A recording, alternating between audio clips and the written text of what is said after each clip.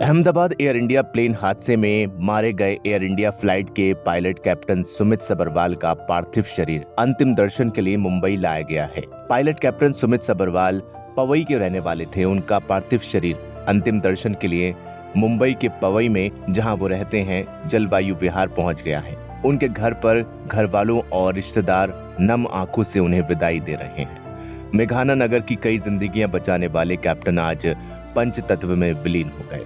उनका अंतिम दर्शन आज सुबह 10 बजे चकला शमशान घाट पर हुआ।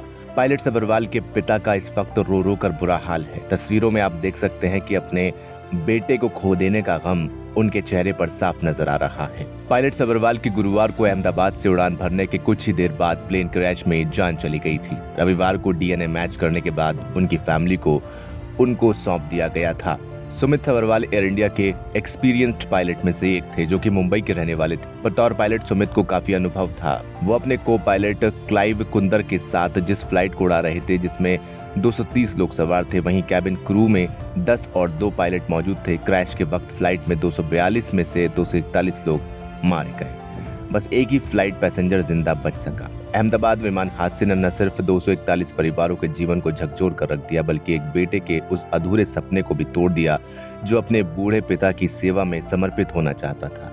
सुमित कई बार कहते थे कि अब रिटायरमेंट लेकर पिता का ख्याल रखना है। 88 साल के बुजुर्ग पिता अपने 60 साल के बेटे की मौत की खबर के बाद टूट गए हैं। कैप्टन सुमित सबरवाल के घर के पास रहने वाली उषा तड़वलेकर ने आज भावुक मन से बताया कि सुमित के साथ केबिन क्रू के रूप में उन्होंने भी एयर इंडिया की सेवाएं दी हैं। वो लगभग 37 सालों तक एयर इंडिया में केबिन क्रू थीं और अब रिटायर हो चुकी हैं। कैप्टन के बारे में बताते हुए उन्होंने कहा कि सुमित के चेहरे पर हमेशा एक मुस्कान रहती थी। वो जीवन भर एक लो प्रोफाइल रहकर हमेशा अपने काम पर ध्यान देते थे। अहमदाबाद प्लेस हादसे की जांच में एविएशन एक्सपर्ट्स की कई टीमें लगी हैं। अहमदाबाद प्रशासन और गुजरात सरकार का फोकस प्लेन क्रैश के शिकार लोगों की पहचान करके उनके शव परिवार वालों को सौंपने पर है। डीएनए प्रोफाइलिंग के आधार पर अब तक 125 लोग जिन्होंने अपनी जान गंवा दी है, उनको उनके घर वालों को सौंप दिया गया है। डीएनए सैंपलिंग के लिए एक्सपर्ट्स रात दिन काम कर रहे हैं। फिलहाल इस वीडियो में इतना ही। आप क्या कहेंगे कमेंट सेक्शन में हमें लिखकर जरूर बताएं। वीडियो को लाइक करें, शेयर करें और चैनल को सब्सक्राइब करना बिल्कुल न भूलें।